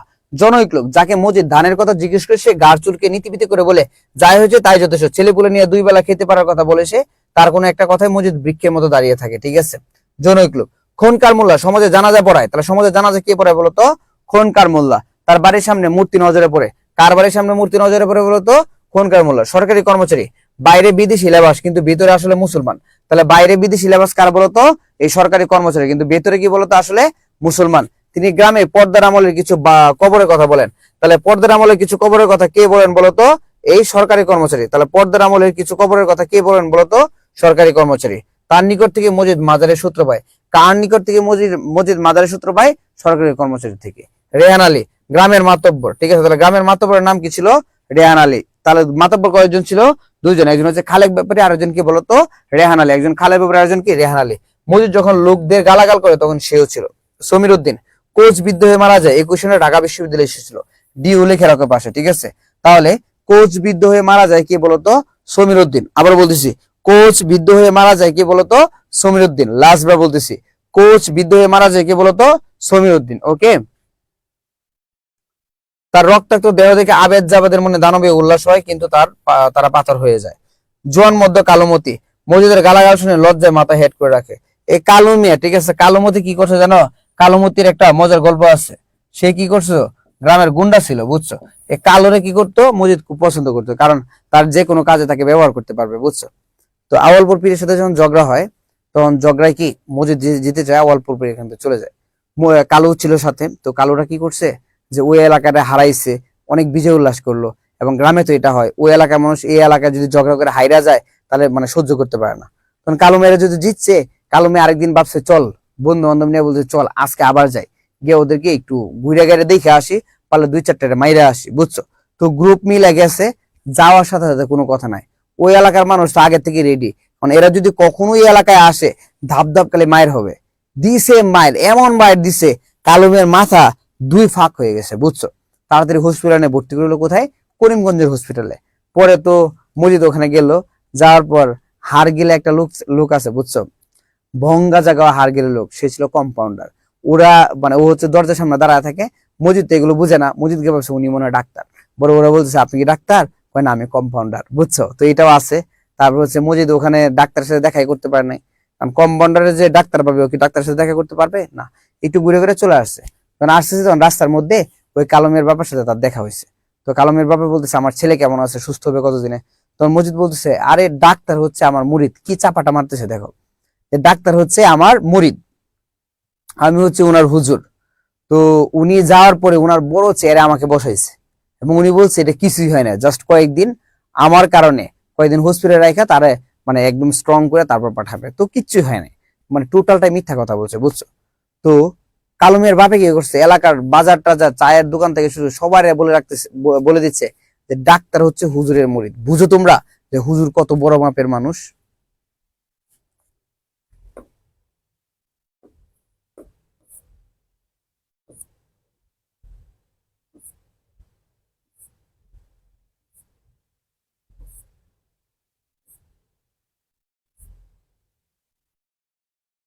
দেখো তাহলে এই যে কালো মেয়ের গল্প মাত্রই বললাম। সোনুর বাপ মরণ রোগে যন্ত্রণা পাচ্ছে, রহিমা তার জন্য দোয়া করে। রহিমা কার জন্য? সোনুর বাপের জন্য। খেতা নির্মা পক্ষাঘাতে কষ্ট পাচ্ছে, রহিমা তার জন্য দোয়া করে। খ্যাংটাপুরি মাথায় সনের মতো চুল, তাহলে খ্যাংটাপুরির মাথায় কিসের মতো চুল? সনের মতো চুল। সাতকুলে তার কেউ নেই, তার ছেলে জাদুর মৃত্যুর কারণে মাজারে সে বিলাপ করে ও খোদার বিরুদ্ধে নালিশ করে। মাজারে সে মুরব্বী বিশ্বাস করতো যে মাজারের কাছে দোয়া চাইলে আমার ছেলের আল্লাহ তালা কি খোদা তালা ফিরাই দিবে, বুঝতে পারছো? প্রচুর পরিমাণে কান্নাকাটি করতো, প্রচুর পরিমাণে কান্নাকাটি করতো, বুঝতে পারছো? বাট ব্যাপারটা হচ্ছে কি, কান্নাকাটি যে করতো তখন দেখা যাচ্ছে মজিদে বলতো তোমার কত টাকা লাগবে, আমার যা আছে সম্পত্তি সব তোমাকে দিয়ে দিব, জাস্ট আমার বাচ্চাটাকে ফিরিয়ে দাও। এটা কি সম্ভব কোনোদিন? না, মৃত্যু হলে তো আর সম্ভব না বেঁচে বেঁচে ফেরার। কম্পাউন্ডার করিমগঞ্জ হসপিটালে মজিদ তাকে ডাক্তার মনে করে, তাহলে কম্পাউন্ডারকে মজিদ কি মনে করে বলতো? ডাক্তার মনে করে। ভঙ্গাজা খাওয়া রসকস শূন্য হার গিলে চেহারা তার, দুটো পয়সা লোভে তার চোখ চকচক করে থাকে, প্রকৃতপক্ষে মজিদ কম্পাউন্ডারকে ডাক্তার মনে করেছিল, ঠিক আছে? তাহলে প্রকৃতপক্ষে কে কম্পাউন্ডারকে ডাক্তার মনে করেছিল বলতো? মজিদ। কে বলতো? মজিদ। ওকে, এই ছিল আমাদের এখন পর্যন্ত চরিত্র। তোমরা কি সবগুলো চরিত্র সম্পর্কে বুঝতে পেরেছো? এই সবাই কি চরিত্র সম্পর্কগুলো বুঝতে পেরেছো? একটু বলো, সবাই বলো। যদি বুঝতে পারি সবাই একটু ডান লিখি, যদি বুঝতে পারি সবাই একটু ডান লিখি।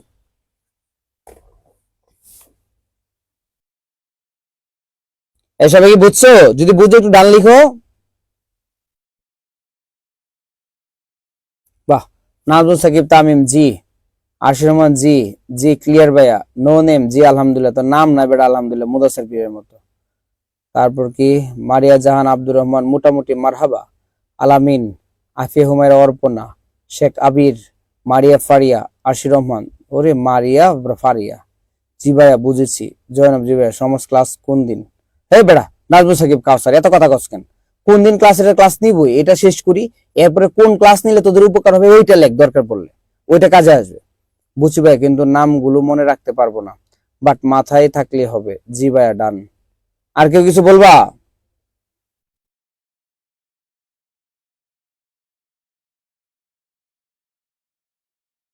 আগামী ক্লাস কোন ক্লাস নিব তোমরা একটু কমেন্ট করে দাও, তাহলে না আমার সুবিধা হবে বুঝতে। যে বুঝি, কিন্তু মাথা ঘুরতেছে আমার। এই তোর ঘুরতেছে কেন সুমাইয়া? মাসে বেশি ক্লাসটা কি নিবেন না? সব ক্লাস নিব, সব ক্লাস নিব ভাই। আমাদের মাদ্রাসাতে না, এই বেটা মাদ্রাসাতে নাই, ঢাকা ভার্সিটিতে আসবে, এখান থেকে 2টা প্রশ্ন আসবে। ওকে মাসে বেশি নেক্সট। ওকে ওকে ওকে মাসি পিসি ওকে। মায়ের বোন মাসি, বাপের বোন কে? পিসি।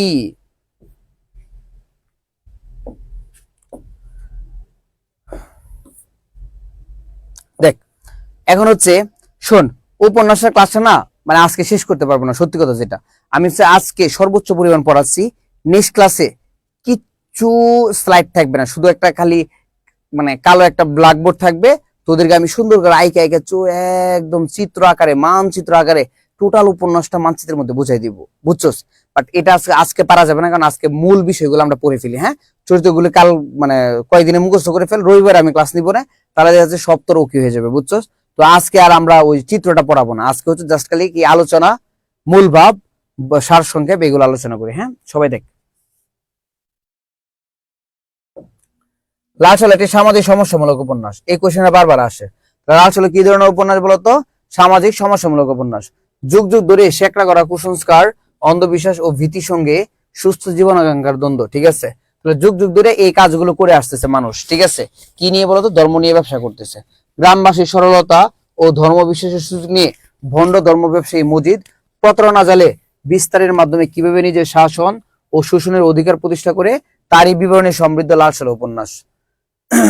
কাহিনীটি ছোট, সাধারণ ও সামান্য, কিন্তু এর গ্রন্থন ও বিন্যাস অত্যন্ত মজবুত।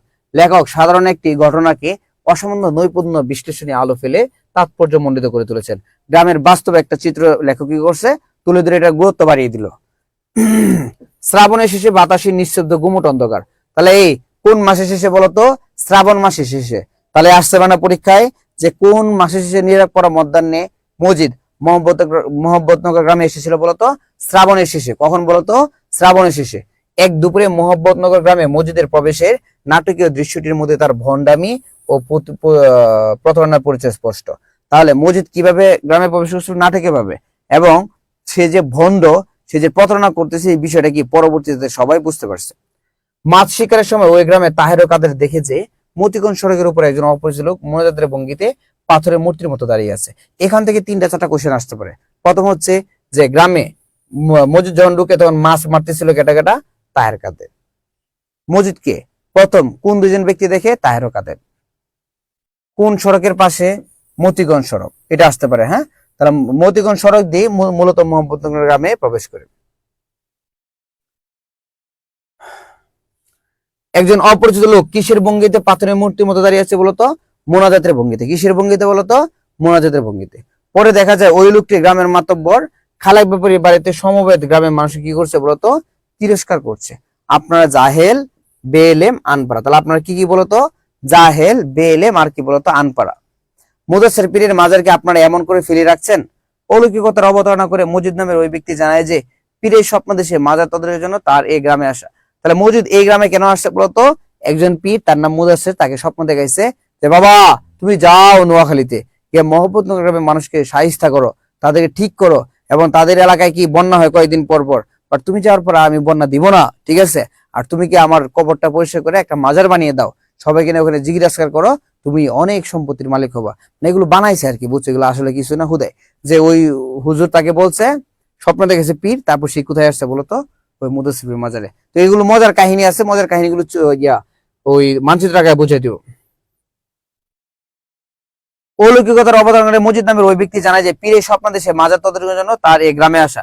তার তিরস্কার ও স্বপ্নাদেশে বিবরণ শুনে গ্রামের মানুষ ভয়ে ও শ্রদ্ধায় এমন বিগলিত হয়ে যে তার প্রতিটি হুকুম তারা পালন করে গভীর আগ্রহে।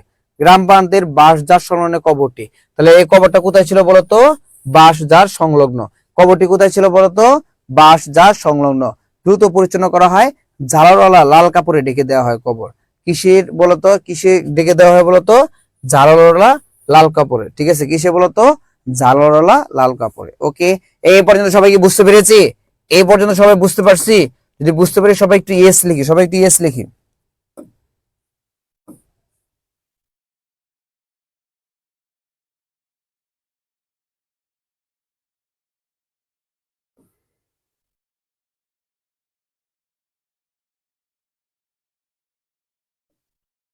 দেখো, তারপর আর পিছু ফেরার অবকাশ থাকে না। কবরটি অচিরে মাজার এবং মসজিদের শক্তির উৎস পরিণত হয়, ঠিক আছে? তাহলে মাজার এবং মসজিদের উৎসে পরিণত কি বলতো? কবর। যথারীতি সেখানে আগরবাতি, মোমবাতি, ভক্ত আর কৃপা প্রার্থীরা সেখানে টাকা পয়সা দিতে থাকে প্রতিদিন। কবরটি মুদাসসির পীরের বলে শনাক্তকরণের মধ্যেই থাকে মসজিদের সুগভীর চাতুর্য, ঠিক আছে? তাহলে মসজিদ কি বলছিল? কার কবর এটা? মুদাসসির পীরের। মুদাসসির অর্থ কি বলতো? নাম জানা, নাম না জানা। নাম সেও জানে না, আমিও জানি না, তুমিও জানো না, কেউই জানে না। তাহলে এই জন্য নাম এদিছে কি বলতো? মুদাসসির। মুদাসসির কথাটি অর্থ নাম না জানা। কি বলতো? নাম না জানা।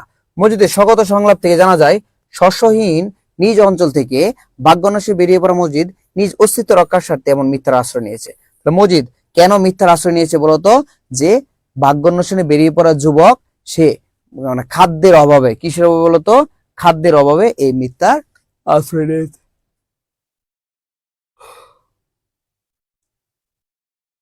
গ্রামীণ সমাজ এখানে অন্ধকারাচ্ছন্ন স্থবির। যুগ যুগ ধরে এখানে এই অদৃশ্য শৃঙ্খল সক্রিয়। এখানকার মানুষ ভাগ্য ও অলৌকিকত্ব গভীরভাবে বিশ্বাস করে, দৈব শক্তি লীলা দেখে ভয় পায়, নিজেকে লুকিয়ে রাখে, ভক্তিতেও আপ্লুত হয়। কাহিনীর উন্মোচন মুহূর্তে দেখা যায় শস্যের চেয়ে টুপি বেশি। তাহলে এনে কয়েকটা এলাকায় বর্ণনা দিচ্ছে। প্রথমে একটা এলাকার বর্ণনা দিয়েছিল, সেটা ধারণা করা হয় নোয়াখালী। পরবর্তী ওখান থেকে মসজিদ চলে গেল ময়মনসিংহ, গারো পাহাড়ে। ওখান থেকে আবার কোথায় গিয়েছিল বলতো? মোহাম্মদনগর গ্রামে, বুঝছো? তো ওই যে প্রথম যে এলাকাটা নোয়াখালী ধারণা করা হয়, ওখানে শস্যের চেয়ে টুপি বেশি ছিল। মানে যে এলাকা, যতজন মানুষ ছিল সেই তুলনায় এত বেশি ফসল উৎপাদন হইতো না। তার মানে ফসল উৎপাদনের চেয়ে মানুষের সংখ্যা বেশি ছিল, মানে টুপির সংখ্যা বেশি ছিল। আর ওরা ছিল আল্লাহ ভক্ত, ক্ষুধা ভক্ত এবং ক্ষুধাভীতি।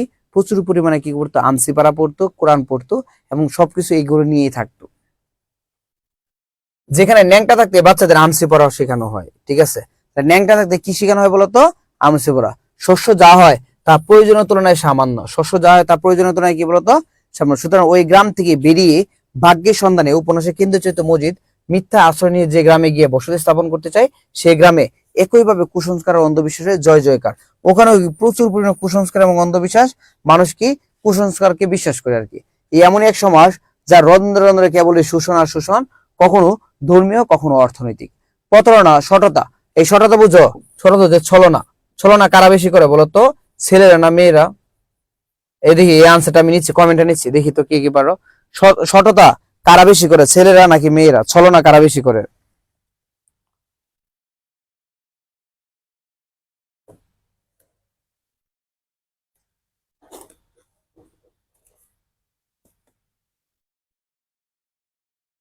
বাহ, তোমার লেগছে ছেলেরা।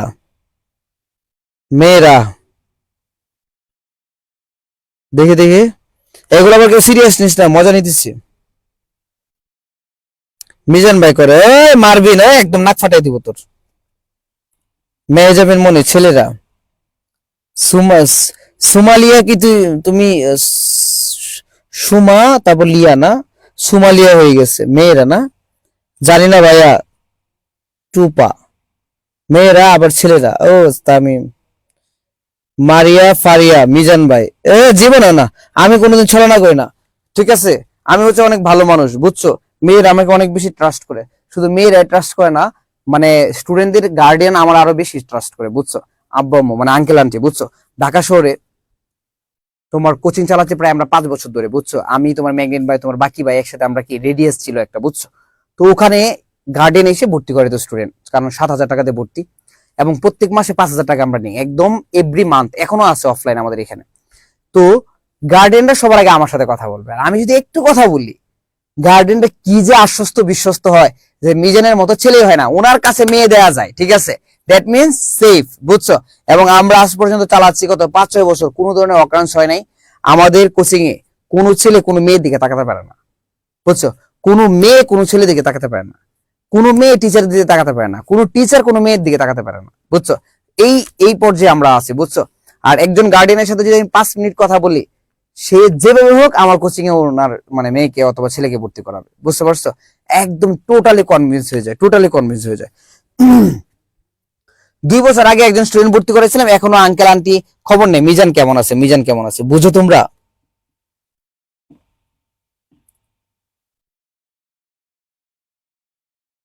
ওকে, চলো আমরা তারপর দেখি।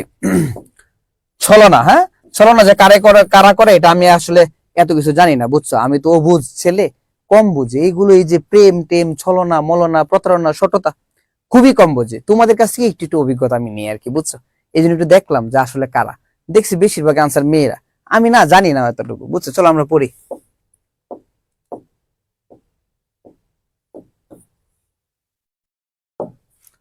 আনন্দ, প্রেম, প্রতিবাদ, সততা এইসব বোধ ও বুদ্ধি ওই অদৃশ্য দেয়ালেরা সমাজের ভেতরে প্রায়শই ঢাকা পড়ে থাকে। এই কাজে বৈষম্য মানে হচ্ছে কি বলতো, যারা জমি জমা নিয়ে কি করে দখল করে নেয়, জোরদার ধর্ম ব্যবসায়ী একজন অন্যজনের সহযোগী, কারণ স্বার্থের ব্যাপারে তারা এক আটটা পথ তাদের এক, একজনের আছে মাজার, অন্যজনের আছে জুজ্জামি। তাহলে একজনের মাজার আছে, কার আছে বলতো? মসজিদের। অন্য যে জুজ্জামি প্রভাব প্রতিপত্তি কার আছে বলতো? খালেক ব্যাপারে। অন্য কোথাও নয়, আমাদের চারপাশে রয়েছে এরূপ সমাজের অবস্থান। বাংলাদেশের যে কোনো প্রান্তের গ্রামাঞ্চলে সমাজের ভেতরকার ও বাইরের চেহারা জন্য এরূপ একই রকম। এটা সত্যি কথা বলছে। সমাজে খুবই খারাপ অবস্থা, একজনের সম্পত্তি প্রতি আরেকজনের লোভ, তারপর জায়গা জমি নিয়ে কি যে মারামারি, কি যে ঝামেলা। মাজারকে কেন্দ্র করে মসজিদের ধর্ম ব্যবসা জমজমাট হয়ে ওঠে। তাহলে কি কোনটাকে কেন্দ্র করে মসজিদের ধর্ম ব্যবসা জমজমাট হয়ে ওঠে? মাজারকে কেন্দ্র করে। মাজারের আয় দিয়ে অল্প কিছুদিনের মধ্যে মসজিদ ঘর বাড়ি ও জমি জমার মালিক হয়ে বসে। তার মনোভূমির এক অনিবার্য আকাঙ্ক্ষায় শক্ত সমর্থ, এই যে কত সুন্দর বিশেষণ এগুলো দেখো, শক্ত সমর্থ লম্বা চোরা, শক্ত সমর্থ, সমর্থ মানে কি যৌবন প্রাপ্ত আর কি, বুঝছো? লম্বা, তারপর কি চৌড়া, ঠিক আছে? বিধবা, এবং কি বলতো? বিধবা রহিমাকে বিয়ে করে। কে রহিমাকে বিয়ে করে বলতো? মজিদ। আসলে স্ত্রী হিসেবে রহিমা ঠান্ডা ভীতু মানুষ। তাহলে স্ত্রী হিসেবে রহিমা কেমন মানুষ বলতো? ঠান্ডা ভীতু মানুষ। তাকে অনুগত করে রাখতে কোনো ব্যাগ পেতে হয় না মসজিদের। এখনকার বউদের মানে অনুগত রাখতে কি যে ব্যাগ পেতে হয়, কথা তো শুনে না, উল্টা ডোমিনেট করে হাজবেন্ডদের আর কি, বুঝছো? তো এখনকার মেয়েরা অনেক ভালো, ডোমিনেট করে, তো ডোমিনেট স্বামীরা চায়, তাই না? এই মেয়েরা কি বলো? কারণ রহিমার মনে রয়েছে গ্রামবাসীর মতো তীব্র ক্ষুধাবৃত্তি। স্বামী যা বলে রহিমা তাই মনের প্রাণে বিশ্বাস করে এবং সেই অনুযায়ী কাজ করে। রহিমার বিশ্বাস তার স্বামী অলৌকিক শক্তির অধিকারী। রহিমার কি বিশ্বাস বলতো? মজিদ হচ্ছে অলৌকিক শক্তির অধিকারী। কি শক্তির অধিকারী? অলৌকিক শক্তির অধিকারী। প্রতিষ্ঠা লাভের সাথে সাথে মজিদ ধর্মকর্মের পাশাপাশি সমাজেরও কর্তা ব্যক্তি হয়ে ওঠে। গ্রামের মানুষ দৈনন্দিন জীবনে উপদেশ নির্দেশ দেয়, গ্রাম্য বিচার সালিসিতে সেই হয়ে ওঠে সিদ্ধান্ত গ্রহণকারী প্রধান ব্যক্তি। এই ক্ষেত্রে এই গ্রামের ধনী ব্যক্তি মাতব্বর খালেক ব্যাপারী তার সহায়ক শক্তি। ধীরে ধীরে গ্রামবাসীর পারিবারিক জীবনে নানাভাবে প্রভাব বিস্তার করে। কে বলতো? মজিদ কাকু।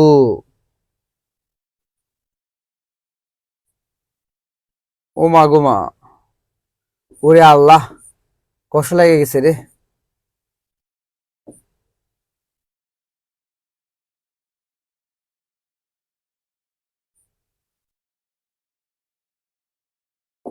তাহলে মজিদ কাকু, তাই না? এরপরে দেখো,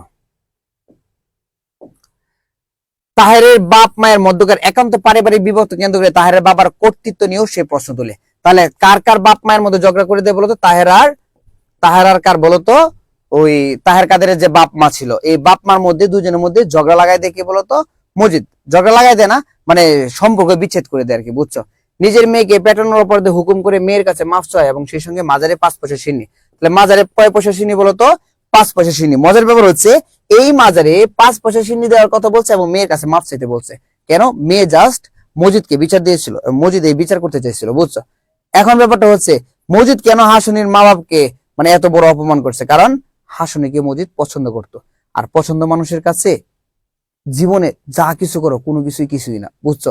কারণ পছন্দের মানুষ সবার চেয়ে ঊর্ধ্বে, সবার চেয়ে ঊর্ধ্বে। আমার চেয়ে তোমরা এটা বেশি বুঝো। অপমান সহ্য করতে না পেরে তাহারের বাবা শেষ পর্যন্ত নিরুদ্দেশ হয়। তাহলে তাহারের বাবা শেষ পর্যন্ত কি হয় বলতো? নিরুদ্দেশ হয়। খালেক ব্যাপারীর প্রথম স্ত্রী আমেনা, তাহলে খালেক ব্যাপারীর প্রথম স্ত্রী কে ছিল? আমেনা বিবি। সন্তান কামনায় অধীর হয়ে মজিদের প্রতিদ্বন্দ্বী পীরের প্রতি আস্থাশীল হলে মজিদ তাকেও শাস্তি দিতে পিছপা হয় না। আমেনা চরিত্রে কলঙ্ক আরোপ করে খালেক ব্যাপারীকে দিয়ে তাকে তালাক দিতে বাধ্য করে মজিদ। কিন্তু তবু মাজার এবং মাজারের পরিচালক ব্যক্তিটির প্রতি আমেনা বা তার স্বামী কারোর কোনো অভিযোগ উত্থাপিত হয় না। মজিদ যে এত ঝামেলা করতেছে তারপরও কোনো ব্যক্তি মানে চোখ রাঙায় কথা বলে নাই, এত অপরাধ কর্ম করার পরও আর কি, বুঝছো? গ্রামবাসী যাতে শিক্ষার আলো আলোকিত হয়ে মজিদের মাজার কেন্দ্রিক পশ্চাৎপদ জীবনধারা থেকে সরে আসতে না পারে সেজন্য সে শিক্ষিত যুবক আক্কাসের বিরুদ্ধে সক্রিয় ওঠে। আক্কাস গ্রামে স্কুল প্রতিষ্ঠা করতে চেয়েছিল, তখন থেকে মজিদের ব্যবসায় কি হবে, অনেক বড় লস হয়ে যাবে। তখন আক্কাসের কি করছিল, গ্রাম থেকে বের করে দিয়েছিল মজিদ। সে আক্কাসের স্কুল প্রতিষ্ঠার স্বপ্ন ভেঙে চুরমার করে দেয়। মজিদ এমনই কূট কৌশল প্রয়োগ করে যে আক্কাস গ্রাম ছেড়ে চলে যেতে বাধ্য হয়। এভাবে মজিদ গ্রামের একক সিদ্ধান্ত দাতায় পরিণত হয়। মজিদের শিক্ষায় গ্রামবাসী ভালোভাবে বুঝেছে পৃথিবীতে যাই কুটুক, জন্ম মৃত্যু সুখ দুঃখ ক্ষুধা সবকিছু ভালোর জন্যই করেন। এবার যে সবার গোলা ভরা ধান উঠেছে সেটাও ক্ষুধার রহমত। মজিদেরও মগরার পর মগরা ধান ভরে গেছে, ক্ষুধার রহমত আর মাজারের তানার দোয়ায় তা হয়েছে বলে সে সবাইকে শোনায়। কে শোনায় বলতো? রহিমা বিবি শোনায়। কে শোনায়? রহিমা বিবি। তার অন্তরে ক্রমশ ছড়িয়ে যায় যে আগুন, তাতে বেগুন রঙের শাড়ি পরা হাসুনির মা। তাহলে হাসুনির মাকে কোন রঙের শাড়ি মজিদ গিফট করেছিল বলতো? বেগুনি রঙের শাড়ি। কোন রঙের শাড়ি মজিদ গিফট করেছিল বলতো? বেগুনি রঙের শাড়ি। কিন্তু সেই স্বপ্ন গুড়িয়ে যায় 3 গ্রামে পরে এক পীর সাহেবের আগমন সংবাদ শুনে। পীরের রুহানি তাক ও কাশ নিয়ে খেতে শেষ নেই। মজিদ সেই তাকতে নেই, তাই সে শঙ্কিত হয়ে ওঠে। মানে আওয়ালপুরের পীরের কি ছিল বলতো? একটু শিক্ষিত ছিল, একটু বেশি জানতো আর কি। এদিকে মাজারের লোকজন আগমনও কমে যায়। সে ভেবে নেয় এবার কিছু একটা না করলে নয়। মজিদ যখন আওয়ালপুর গ্রামে পৌঁছে চিৎকার করে গালাগাল শুরু করে, কেমন বেইজ্জতি কারবার! আসরের সময় জোরে নামাজ পড়া সাঙ্গভঙ্গরা তাকে বোঝাতে চেষ্টা করে ভাদ্র মাসে 2 কদমের উপর 2 লাঠি হিসেবে এখন সময় আছে। মজিদ মাপতে বললে তারা 6 কদমের পর 2 লাঠি যোগ করে ছায়া নাগাল পায় না। রাতে ব্যাপারীকে নিয়ে এক জরুরি বৈঠকে বসে সেখানে সিদ্ধান্ত মোহাম্মদনগরের কোনো লোক আওয়ালপুরে আগত পীরের কাছে যাবে না, যাবে না, যাবে না। আওয়ালপুর পীর কি ছিল বলতো? বন্ড ছিল। আওয়ালপুর পীর কি ছিল বলতো?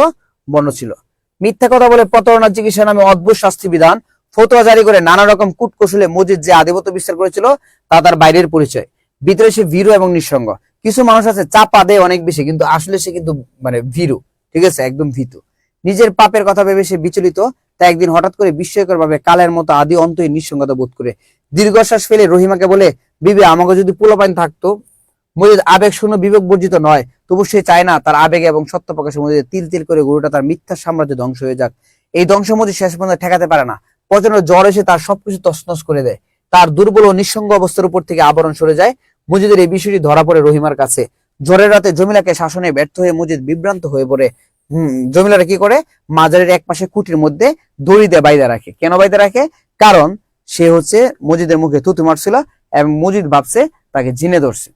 মাঠে মাঠে ধান নষ্ট হয়ে যাবে বলে মজিদ রহিমাকে ডাকলে স্বামীর দিকে তাকে রহিমা বলে, ধান দিয়ে কি হইব মানুষের জান যদি না থাকে। এই উক্তিটাও পরীক্ষায় বারবার আসছে। তাহলে ধান দিয়ে কি হইব মানুষের জান যদি না থাকে, এই উক্তিটা কে করছে বলতো? রহিমা।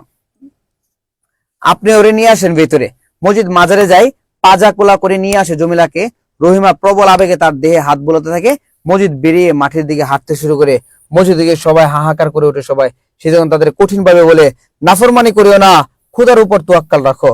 খুদার উপরে যদি তোয়াক্কাল রাখবে তাহলে সে এতদিন কি করছে, সে এতদিন কি করছে এটা মানুষরা বুঝে ফেলছে এবং তার ভণ্ডামি, তার প্রতারণা, তার সবকিছু কি বলতো এখানে বের হয়ে গেছে। বুঝতে পেরেছো?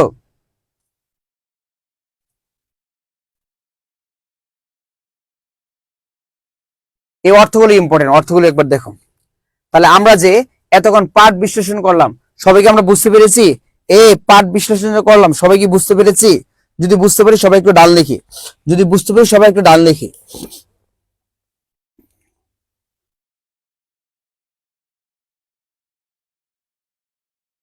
সবাই কি বুঝতে পেরেছি? এই যে ডান লিখে না, কেউ লিখে না।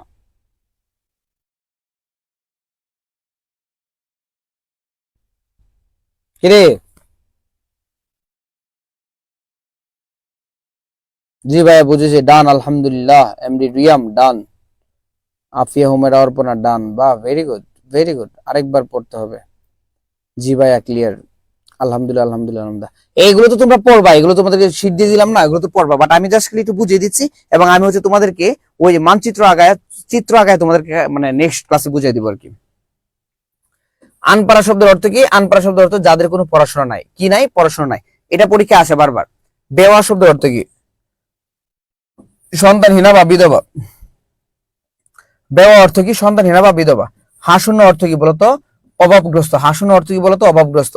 হেফজ অর্থ কি বলতো? মুখস্থ। হেফজ অর্থ কি বলতো? মুখস্থ। জাহেল অর্থ কি বলতো? মূর্খ। জাহেল অর্থ কি বলতো? মূর্খ। আনপাড়া হচ্ছে পড়াশোনা নাই, বেওয়া অর্থ হচ্ছে বিধবা, হাসুন্য হচ্ছে অভাবগ্রস্ত, হেফজ অর্থ মুখস্থ, জাহেল অর্থ কি বলতো? মূর্খ। জাহেল অর্থ কি বলতো? মূর্খ।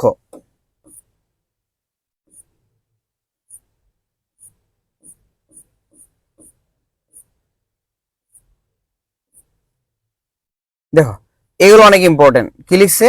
বেএলএম। বেএলএম অর্থ কি বলতো? বিদ্যাহীন, যার কোনো জ্ঞান নাই। এলএম মানে আরবি শব্দ, আর বে মানে নাই, ফার্সি ফার্সি, ঠিক আছে? তাহলে বেএলএম মানে কি বলতো? বিদ্যাহীন, বিদ্যা নাই। শালু শব্দের অর্থ কি বলতো? একরকম লাল সুতি কাপড়, ঠিক আছে? শালু শব্দের অর্থ কি? একরকম লাল সুতি কাপড়। চিকনাই, এই প্রশ্নটা বারবার আসে, বারবার বারবার বারবার। চিকনাই অর্থ হচ্ছে লাবণ্যময় চেহারা, যেমন আমার চেহারা দেখো চিকনাই, বুঝছো? লাবণ্যময়, সুন্দর না? এটাকে বলা হয় চিকনাই। তাহলে চিকনাই কি বলতো? লাবণ্যময় চেহারা। তোমাদের চেহারা অনেক লাবণ্যময়, তাই না? একটু লাইট দিয়ে দেখো আসলে লাবণ্যময় কিনা, অন্ধকার তো। তাহলে চিকনাই শব্দের অর্থ কি বলতো?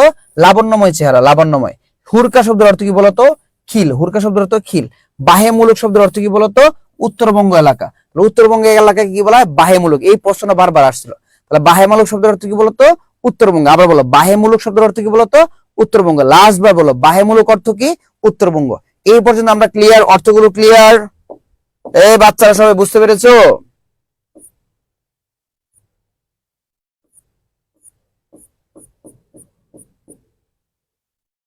তাহলে দেখ, এক নম্বর প্রশ্ন দেখ। তাই তারা ছোটে ছোটে, লাস্ট উপন্যাসে কারা ছোটে বলতো? ওই যে প্রথম অঞ্চল যেটা নোয়াখালী ধারণা করা হয়, ওই এলাকার মানুষগুলো কি শস্য নাই বইলা খাবারের সন্ধানে কি বলতো? ছোটে।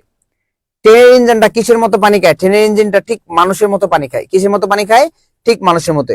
মসজিদ কখন মোহাম্মদনগরে প্রথম প্রবেশ করে? মসজিদ নিরাগপাড়া দুপুরে মোহাম্মদনগর গ্রামে প্রবেশ করে, ঠিক আছে? কখন বলতো? নিরাগপাড়া দুপুরে মানে মধ্যাহ্নে। কার আগমন মুহূর্তে মোহাম্মদনগরের সমগ্র গ্রামকে চমকে দেয় বলতো? মসজিদের আগমন। কার আগমন? মসজিদের।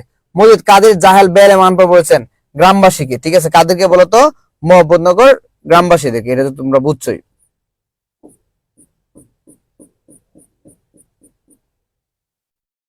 দেখো, মোহাম্মদনগর গ্রামে কার আগমন নাটকীয় ভাবে ঘটেছে? একটু আগে পড়ছি, ঠিক আছে? মসজিদের। কার বলতো? মসজিদের। মসজিদ কোন মাসে মোহাম্মদনগর গ্রামে প্রবেশ করে? কার্তিক মাসে। কোন মাসে বলতো? কার্তিক মাসে। মোহাম্মদনগর গ্রামে প্রবেশ করার আগে মসজিদ কোথায় দাঁড়িয়েছিল বলতো? মতিগঞ্জ সড়কে। কোথায় দাঁড়িয়েছিল? মতিগঞ্জ সড়কে। এগুলো একটু আগে পড়ছি, তাই না? মসজিদ কার নির্দেশে মোহাম্মদনগর গ্রামে আসে? মুদাসসির পীরের নির্দেশে। কার নির্দেশে বলতো? মুদাসসির পীরের নির্দেশে। মসজিদ মোহাম্মদনগর গ্রামের পরিচিত কবরকে কার কবর বলে গ্রামবাসীকে জানায় বলতো? মুদাসসির পীরের কবর। কার কবর বলতো? মুদাসসির পীরের কবর। কার কবর? মুদাসসির পীরের কবর।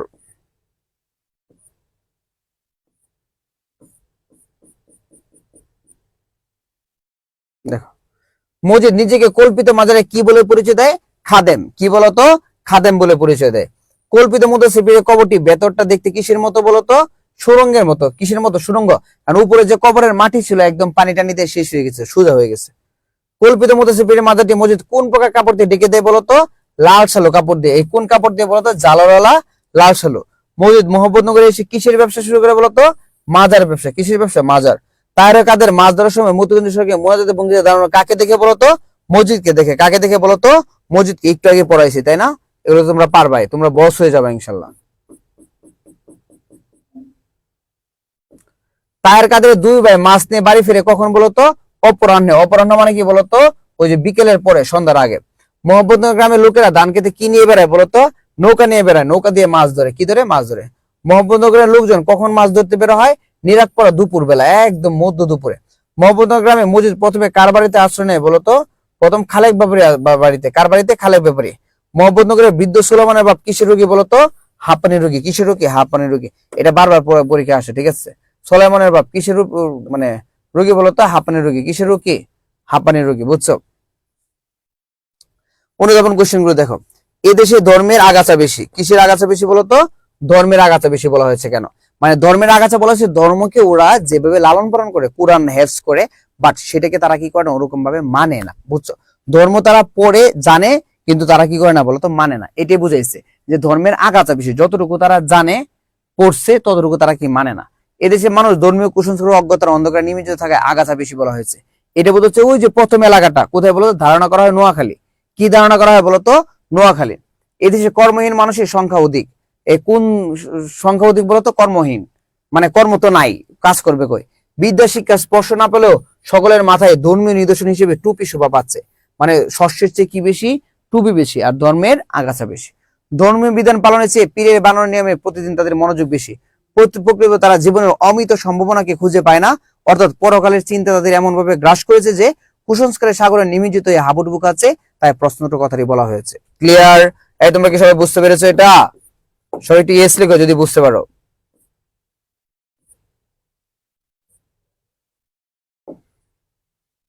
মসজিদের মনে সন্দেহ ভয় ছিল কেন? মানুষের ধর্মবিশ্বাসকে পুঁজি করে গড়ে তোলা মাজার ব্যবসার সাফল্য নিয়ে মসজিদের মনে সন্দেহ ভয় ছিল। মুদাসসির পীরের দুহাই দিয়ে মোহাম্মদনগর গ্রামে মাজার প্রতিষ্ঠা করে মসজিদ। কে প্রতিষ্ঠা করে বলতো? মসজিদ।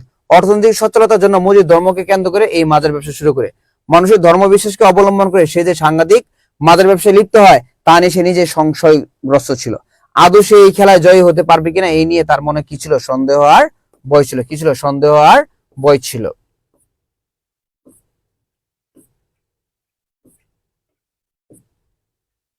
এই কোশ্চেনটা অনেক বেশি ইম্পর্টেন্ট, পরীক্ষা আসে। শস্যের চেয়ে টুপি বেশি, ধর্মের আগাছা বেশি। তাহলে শস্যের চেয়ে কি বেশি বলতো, টুপি বেশি, আর ধর্মের চেয়ে কি বেশি বলতো, আগাছা বেশি। আলোচ্য উক্তিটি দ্বারা প্রচন্ড অভাবের মধ্যে থেকেও সাধারণ মানুষের তা থেকে উত্তরণের চেয়ে তথাকথিত ধর্মচর্চার প্রতি অধিক আগ্রহের দিকটি বোঝানো হয়েছে। মানে শস্যের চেয়ে টুপি বেশি, ধর্মের আগাছা বেশি, বুঝছো? লাশল উপন্যাসে দুর্ভিক্ষ পীড়িত এক জনবহুল অঞ্চলের কথা বলা হয়েছে, কিন্তু সেখানকার মানুষ দুর্ভিক্ষ থেকে বাঁচতে ফসল উৎপাদনে যত্নশীল না হয়ে ধর্মচর্চায় বেশি ব্যস্ত থাকে। ফসল উৎপাদন কেমনে করবে, বারবার আসে বন্যা, বুঝছো? এই জন্য তারা ধর্মকে মানে বেশি।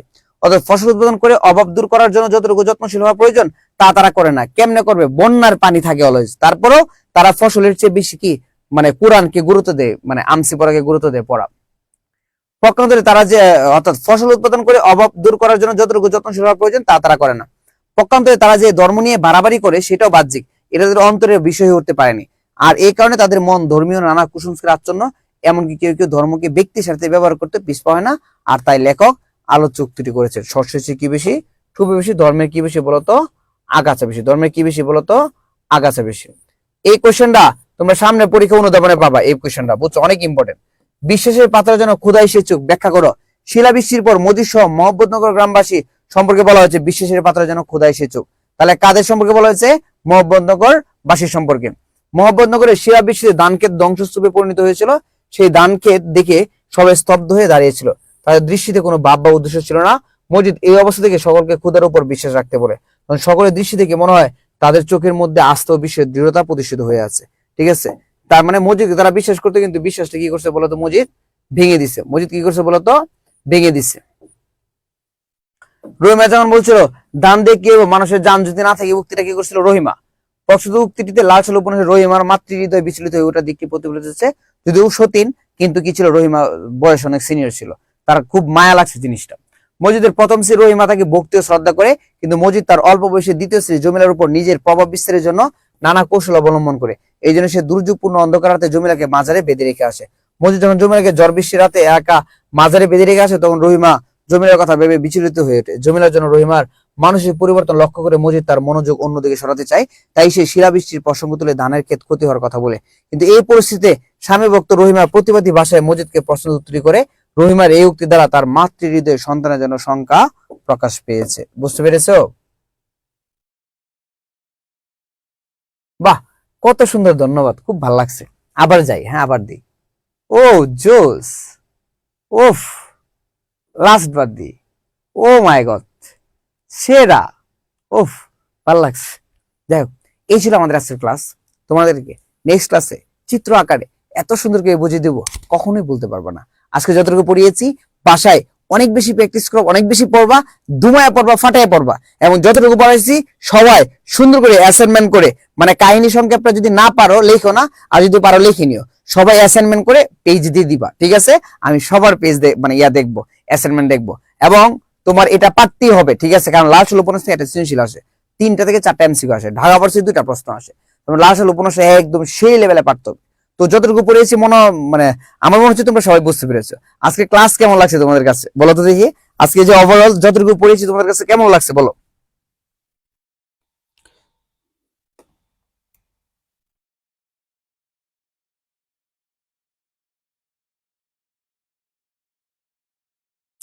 ক্লাস কেমন লাগছে এটা না বলে সবাই সালাম দেওয়া শুরু করছে, কত খারাপ।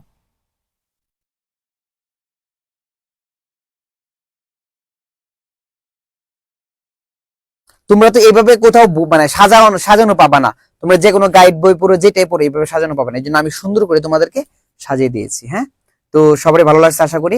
নেক্সট ক্লাস পর্যন্ত অপেক্ষা করো, নেক্সট আরো চমক আছে, আরো চমক আছে, অনেক মজা মজার গল্প আছে, ঘটনা আছে। আজকে তো এত মজা করতে পারি নাই, কারণ গল্পগুলো নেক্সট ক্লাসের জন্য রেখে দিচ্ছি। হ্যাঁ, সবাই ভালো থেকো, সুস্থ থেকো, দেখা হবে নেক্সট ক্লাসে।